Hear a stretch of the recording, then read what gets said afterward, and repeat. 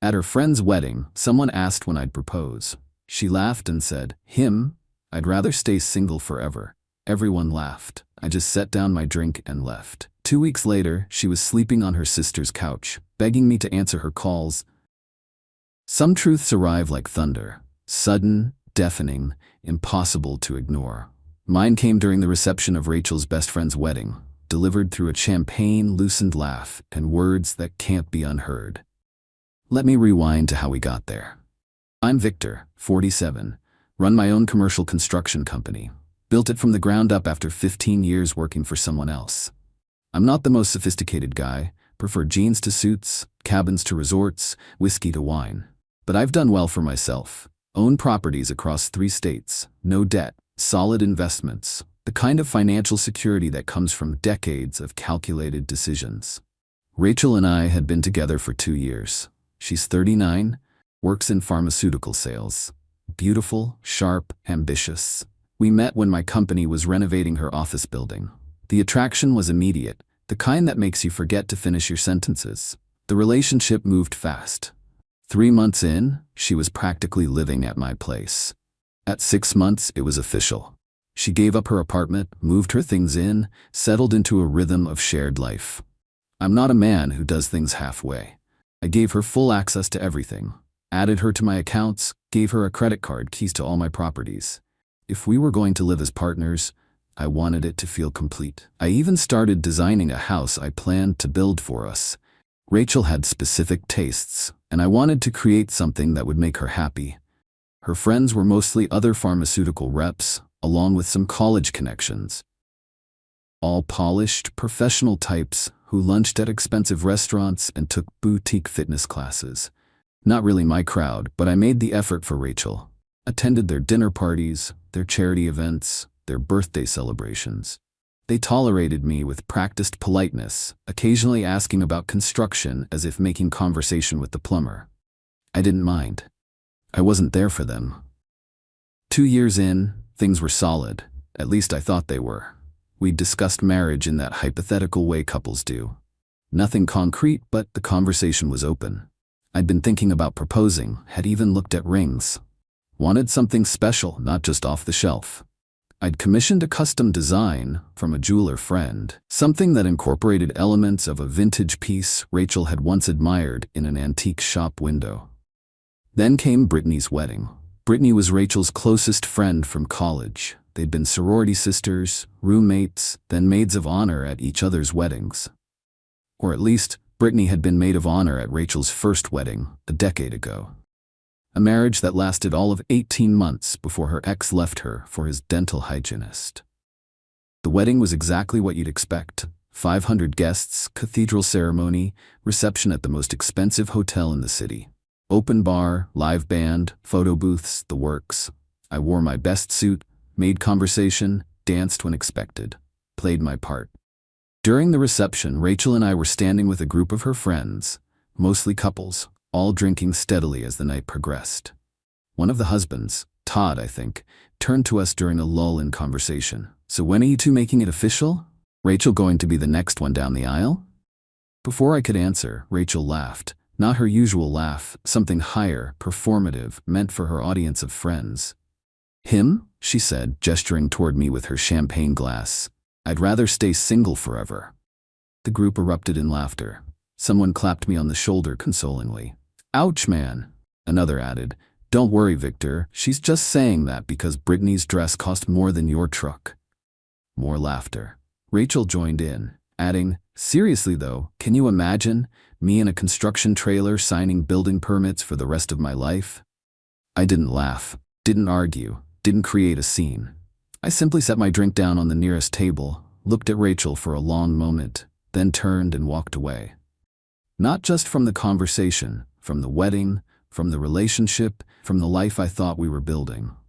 I could hear Rachel calling after me, her voice shifting from amused to confused to concerned as I continued walking. I didn't look back. In the hotel lobby, I ordered an Uber, then turned off my phone, went to my cabin in the mountains, the one place Rachel had always found too rustic to visit for more than a day. Spent the night sitting on the deck, watching the stars, feeling strangely calm for a man whose life had just imploded. By morning, I knew exactly what needed to happen.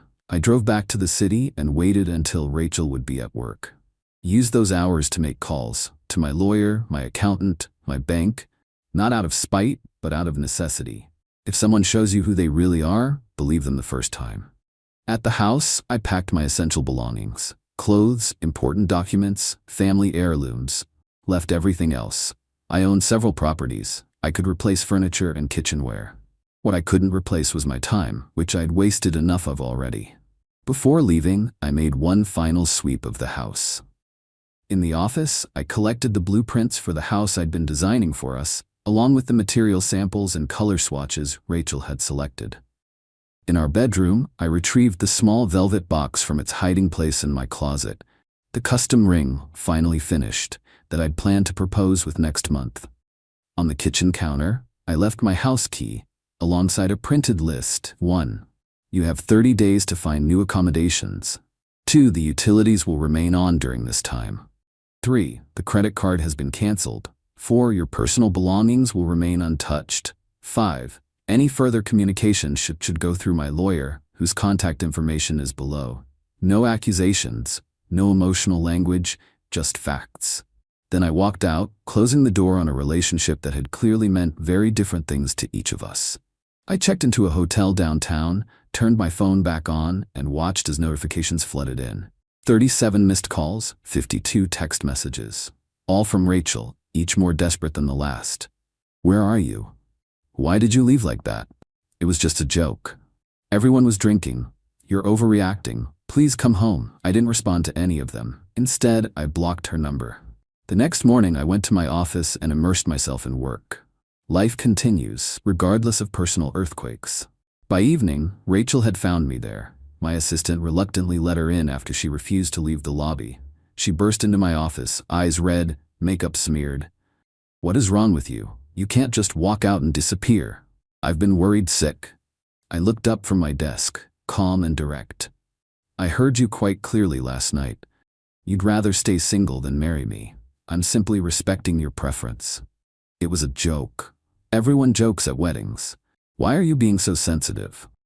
It wasn't a joke to me, I replied. Neither is the fact that you'd mock me and our life together to entertain your friends. She switched tactics, moving from defense to offense. So this is it? 2 years together and you throw everything away over one stupid comment? This is childish, Victor. Grow up. I stood, gathering the papers on my desk. I am growing up, growing past the need to be with someone who doesn't actually want to be with me.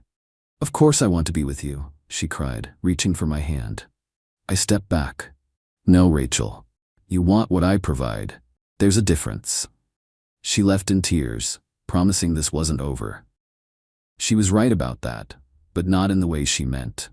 Over the next week, the campaign intensified. She enlisted her friends to call me. Her sister showed up at my office. Even her mother called, assuring me that girls say silly things sometimes, and I shouldn't take it so seriously. I remained polite but firm with all of them. This wasn't a negotiation. It wasn't a cooling off period.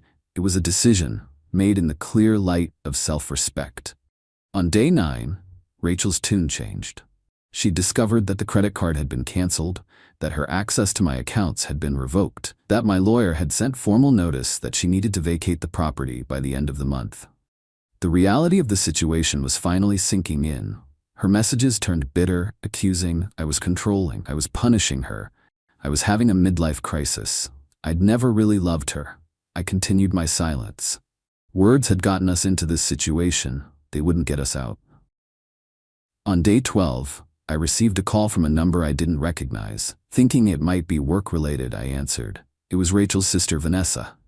Victor, she's a mess, Vanessa said without preamble. She's staying on my couch, crying all day, barely eating. Can't you at least talk to her?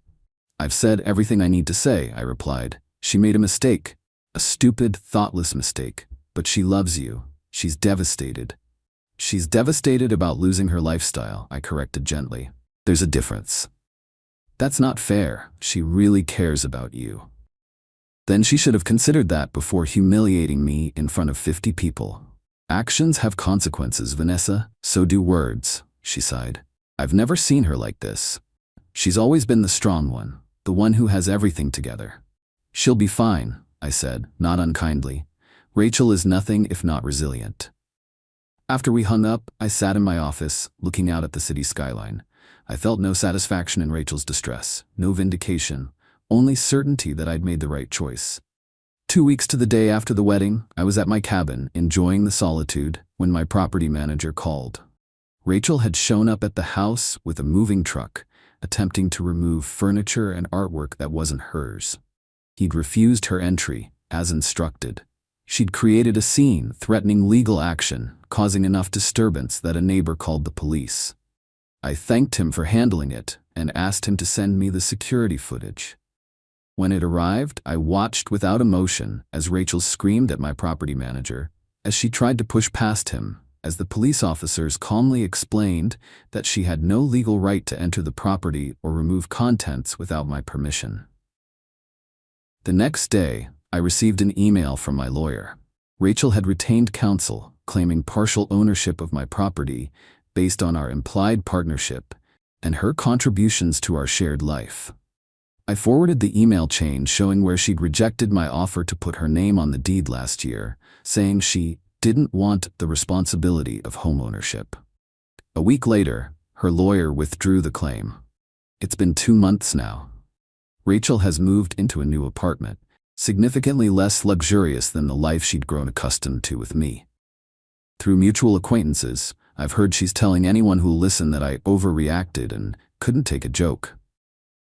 The friends who laughed at her wedding comment have closed ranks around her, affirming her version of events.